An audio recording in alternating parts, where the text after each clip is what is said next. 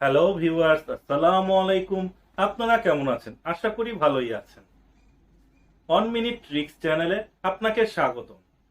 আজকের পর্বে থাকছে ইউনিক ফাংশনের ব্যবহার। আসুন কথা না বাড়িয়ে চলে যাচ্ছি স্ক্রিনে।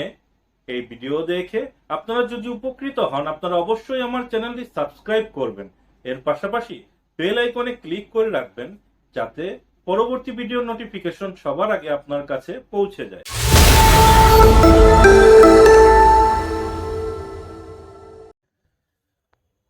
ইউনিক ফাংশনের শুরুতে আমরা দেখব কিভাবে ইউনিক আইটেম ফাইন্ড আউট করে। তো আপনাদের মধ্যে যাদের ইউনিক আইটেম বের করতে বলা হয়, তারা কি করেন, এভাবে সম্পূর্ণ ডাটা সেটটি কপি করেন, তারপর যে কোনো একটা ব্ল্যাঙ্ক কলামে পেস্ট করে দেন। এটা পেস্ট করে এখান থেকে আপনারা ডাটা ট্যাবে যান, তারপর রিমুভ ডুপ্লিকেট এই বাটনটিতে ক্লিক করে ওকে বাটনে প্রেস করেন। এখানে ডুপ্লিকেট ডাটাগুলো চলে যায়। তো আপনারা এইভাবে ম্যানুয়ালি ইউনিক ডাটা বের করেন বা ফাইন্ড আউট করে থাকেন। তো মাইক্রোসফট অফিস 2021-এ ইউনিক ফাংশন দেয়া আছে। এটাতে আপনারা ফাংশনটি অ্যাক্টিভেট করে অ্যারেটা সিলেক্ট করে এন্টার বাটন প্রেস করবেন, ইউনিক পার্ট নাম্বারগুলো চলে আসবে। যারা পার্টস রিলেটেড বিজনেস করেন তাদের এই ফাংশনটি অনেক কাজে আসবে। তারপর how to use by call. Unique function সাধারণত রো বেস, অর্থাৎ বাই ডিফল্ট আপনার এই ডাটাটি রোতে কাজ করে। এখানে তিনটি ইয়ারের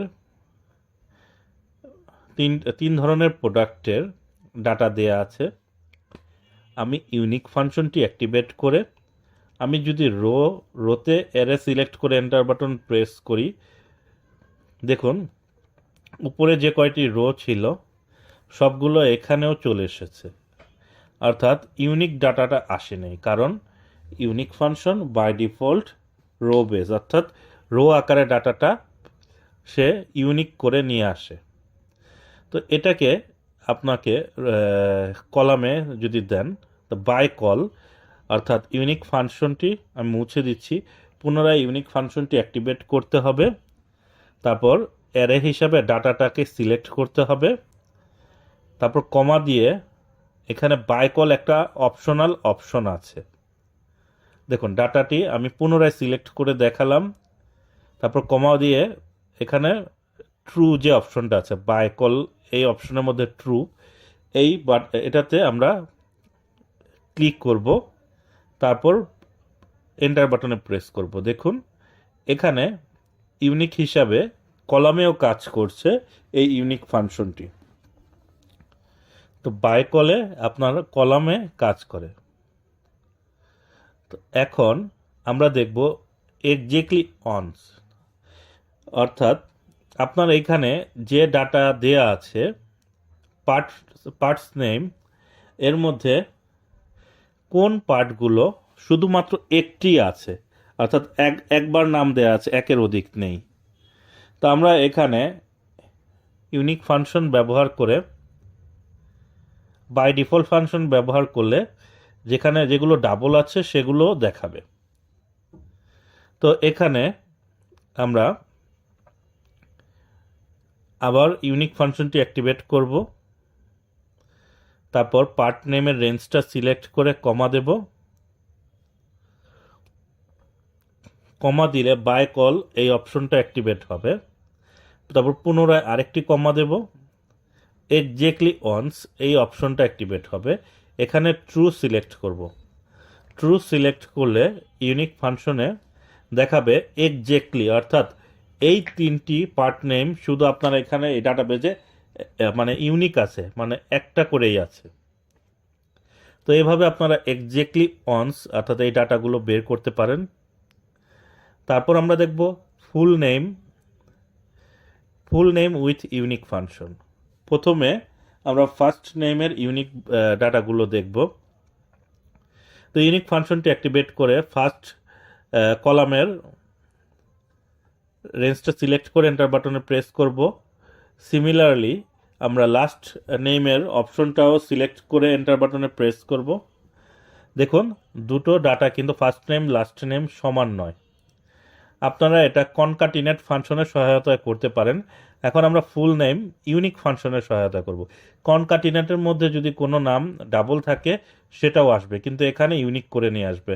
তো ইউনিক ফাংশন দিয়ে আমরা ফার্স্ট নেমের ডাটা রেঞ্জটি সিলেক্ট করলাম, অ্যান্ড বাটন প্রেস করে একটা ডাবল ইনভার্টেড কমা দিয়ে একটা স্পেস দেব। একটা স্পেস দেওয়ার পর আরেকটা ডাবল ইনভার্টেড কমা দেব, তারপর অ্যান্ড সাইন প্রেস করব। অ্যান্ড সাইন প্রেস করার পর আমরা লাস্ট এর কলামের রেঞ্জটি সিলেক্ট করে এন্টার বাটনে প্রেস করব। দেখুন এখানে ফুল নেমটি ইউনিক ফাংশনের সহায়তায় আমরা করে নিলাম, এবং যে নেমগুলো ডাবল আছে সেগুলো আমরা ইউনিকে কনভার্ট করে নিলাম। ধরে নিন এখানে লক্ষ্য করুন, এখানে কাউন্টে দেখাচ্ছে 18টি নেম দেয়া আছে। তো আমি এখানে ফয়সাল আহমেদ নেমটি আরও একাধিক রোতে পেস্ট করলাম। দেখুন এভাবে ইউনিক হিসাবে ডাটাটা উপরের দিকে চলে যাচ্ছে, অর্থাৎ ইউনিক হিসাবে যে কয়টা ডাটা আসার কথা সেটাতে চলে আসছে। তো আমাদের আজকে লাস্ট এক্সাম্পল হিসাবে আমরা দেখব find out session wise result. তো আমরা এখানে ইউনিক ফাংশনটি অ্যাক্টিভেট করব। ইউনিক ফাংশনটি অ্যাক্টিভেট করে আমরা পাস এবং ফেল এই রেঞ্জটা সিলেক্ট করে এন্টার বাটনে প্রেস করব। আমার এখানে পাস এবং ফেল দেখালো। এখানে আমরা এক্সাম সেশন, এখানেও ইউনিক ফাংশন অ্যাক্টিভেট করব, করে আমরা এখানে এক্সাম সেশনের রেঞ্জটি প্রেস করে এন্টার বাটনে প্রেস করব। এটা রো বেজ হয়ে গেলাম। আপনারা এখানে বাই কলে করতে পারেন, অথবা আমরা ইউনিক ফাংশনে ট্রান্সপোজ ফাংশনটি অ্যাক্টিভেট করেও এটা করতে পারি। তো এটা একটু ভিন্নভাবে দেখালাম, আপনারা বাই কলেও এটা করে নিতে পারবেন। এখন আমরা ইকুয়াল সাইন প্রেস করে কাউন্ট ইফস ফাংশনটি ব্যবহার করব। কাউন্ট ইফস ফাংশনে ক্রাইটেরিয়া রেঞ্জ আমার পাস এবং ফেল এই রেঞ্জটি সিলেক্ট করব। তারপর কমা বাটন প্রেস করব। ক্রাইটেরিয়া আমার প্রথমটা থাকবে, এখানে পাস হিসাবে G4 দেয়া আছে। G4-এ ডাটার পর একটা হ্যাশ সাইন অর্থাৎ হ্যাশ চিহ্ন আমরা দেব, যাতে ফেল এবং ফেলের সাথে ডাটাটা আমার একসাথে কাউন্ট করে নেয়, অর্থাৎ পাস এবং ফেল একসাথে আমার রেজাল্টটা চলে আসে। এটার জন্য হ্যাশ সাইনটা দিয়ে এই রেঞ্জটা আমরা বর্ধিত করে নিলাম। তারপর কমা দিয়ে ক্রাইটেরিয়া রেঞ্জ 2 অর্থাৎ এক্সাম সেশনটি সিলেক্ট করব, এটা কমা দেব, এবং ক্রাইটেরিয়া রেঞ্জ হচ্ছে সেশন, আমার সেশন প্রথমটা সিলেক্ট করে হ্যাশ এই চিহ্নটি আমরা H3 পেছনে লিখে দেব। তারপর এন্টার বাটনে প্রেস করব। দেখুন আমার ডাটাবেসটি এখানে প্রিসাইজ হয়ে চলে এসেছে। আমার এখানে পাস এবং ফেলের সংখ্যা টোটাল ডাটা ছিল 18, এখানেও রেজাল্ট দেখাচ্ছে 18। এভাবে আপনারা আপনাদের রিপোর্টের কাজ আপনারা করতে পারেন। তো আজকের ভিডিও এই পর্যন্তই। আসসালামু আলাইকুম, আল্লাহ হাফেজ।